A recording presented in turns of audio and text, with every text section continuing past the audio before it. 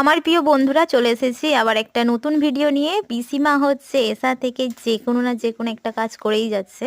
বাপের বাড়ি এসে মানে মেয়েরা আজ যাই করুক দেখবে বসে কিন্তু থাকেনি। যেরকম শ্বশুর বাড়িতেও কাজ করে সেরকম বাপের বাড়িতেও ঠিক একটা না একটা ঠিক কাজ করতেই থাকে। পিসিমা হচ্ছে কি ধুচ্ছে তা তোমরা দেখেই বুঝে গেছো, কারণ ভিডিওটা হচ্ছে আগের ভিডিও, যদি কেউ দেখে থাকে অবশ্যই বলতে পারবে যে কি ধুচ্ছে। যাই হোক, এইদিকে পিসিমা হচ্ছে ভালো করে হচ্ছে এইগুলো,